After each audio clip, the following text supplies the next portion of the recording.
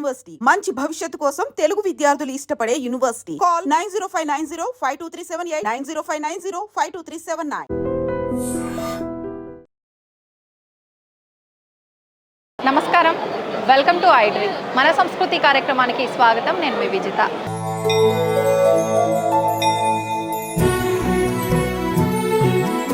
అయితే ప్రస్తుతం నేనున్నాను బెహలూఖాన్ గూడలో ఉన్న ఎల్లమ్మ తల్లి టెంపుల్ దగ్గర. అదేంటండి బెహలూఖాన్ గూడ ఎక్కడుంది అనుకుంటున్నారేమో. అదేనండి, మనందరము పిలుచుకుంటాము బల్కంపేట రేణుకా ఎల్లమ్మ అని చెప్పి ఆ అమ్మవారి ఆలయం దగ్గరికి అయితే నేను వచ్చేసాను. పదండి నాతో పాటు ఆలయం లోపలికి వెళ్ళి అమ్మవారిని దర్శించుకొని మరిన్ని అమ్మవారికి సంబంధించిన విశేషాలు, ఆలయానికి సంబంధించిన విశేషాలు మాట్లాడుకుందాం.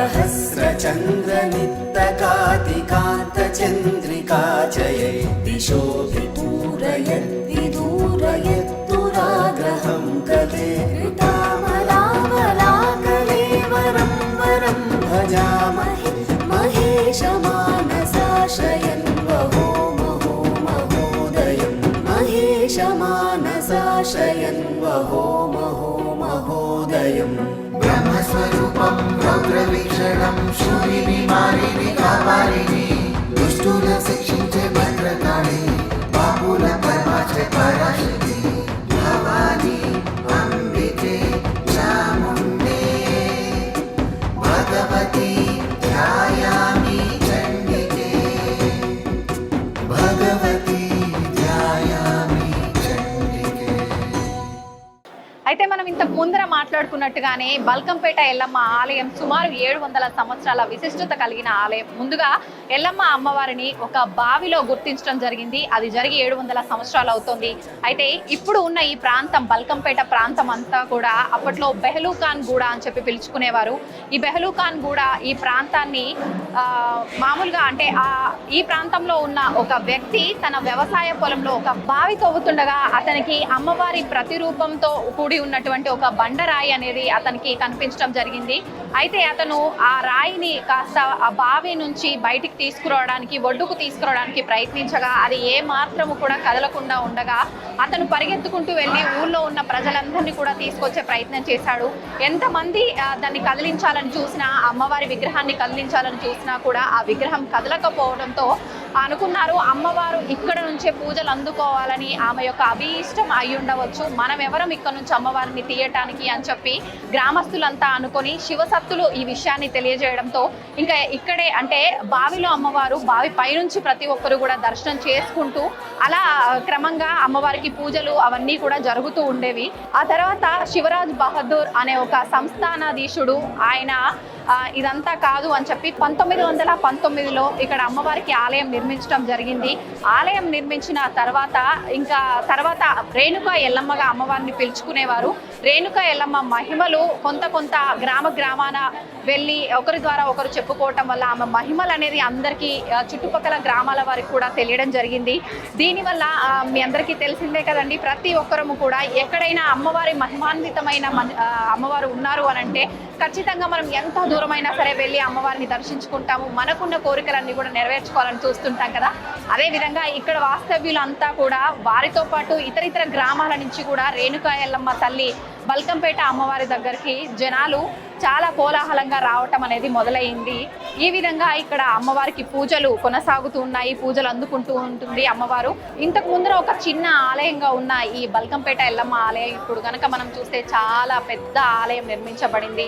ప్రత్యేకించి ఈ ఆలయంలో అమ్మవారికి ఎక్కువగా ఆదివారం, మంగళవారం, గురువారం రోజుల్లో భక్తుల తాకిడి ఎక్కువగా ఉంటుంది. విశేషమైన పూజలు కూడా కొనసాగుతూ ఉంటాయి.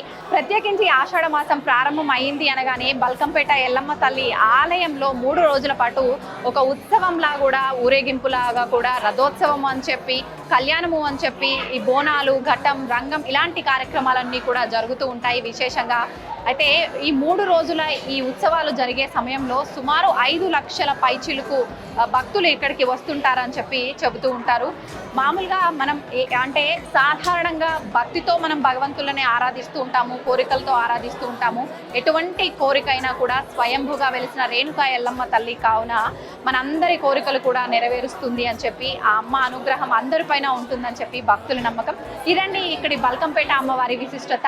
విశాలశైలకందరాంతరాలవాసశాలిని త్రిలోకపాలిని కపాలిని మనోరమామి మాముపాసితాం సురైరుపాస్మహే మహేశ్వరి పరాం గణేశ్వర ప్రసూనగేశ్వరస్య నందిని పరాం గణేశ్వర ప్రసూనగేశ్వరస్య నందిని బ్రహ్మస్వరూపం రౌద్రవీక్షణం శూరిని మాలిని కపాలిని దుష్టుల శిక్షించే భద్రకాళి పాపుల పరమాచే పరాశక్తి భవాని అంబికే చాముండే భగవతి ధ్యాయామి చండికే భగవతి ధ్యాయామి చండికే.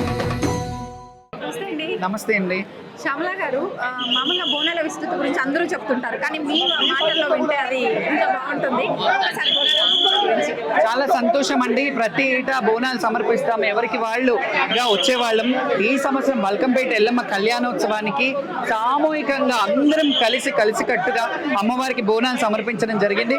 చాలా సంతోషంగా ఉంది, ఎందుకంటే ఈ ప్రథ ఇలా కొనసాగుతుంది. ఇది ఇలాగే కొనసాగాలి, ఎందుకంటే మేము ఇక్కడ శాశ్వతం కాకపోవచ్చు, కానీ మా శిష్యులు వాళ్ళ శిష్యులు కూడా ఇలా వారసత్వంగా, మాకు వారసత్వం ఉండదు మామూలుగా. మా వారసత్వం అంటేనే పిల్లలుగా శిష్యులనే గురు శిష్యు పరంపర మా దాంట్లో కొనసాగుతుంది.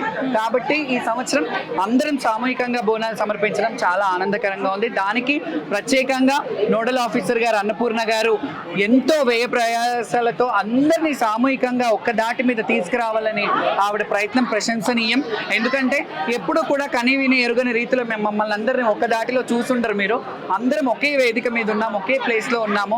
చాలా సంతోషంగా ఉంది. అలాగే ఇలా ఏర్పాట్లు చేసినందుకు, ఒక స్పెషల్ ఆఫీసర్ని కేటాయించినందుకు ముందుగా ముఖ్యమంత్రి గారు రేవంత్ రెడ్డి గారికి, కొండా సురేఖ గారికి, అలాగే సిటీ మినిస్టర్ పొన్నం ప్రభాకర్ గారికి, అందరికీ కూడా, అలాగే లోకల్ ఎమ్మెల్యే గారు తలసాని శ్రీనివాస్ యాదవ్ గారికి కానీ, ఇంకా కూడా ముఖ్యంగా ఇవన్నిట్లో కూడా మెయిన్ పాత్ర పోషించింది ప్రిన్సిపల్ సెక్రటరీ శైలజ రామయ్య గారు.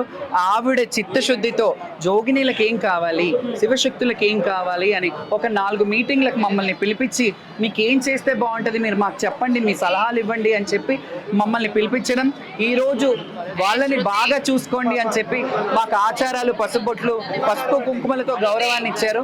దీనికి మాత్రం చాలా కృతజ్ఞతతో ఉంటాము.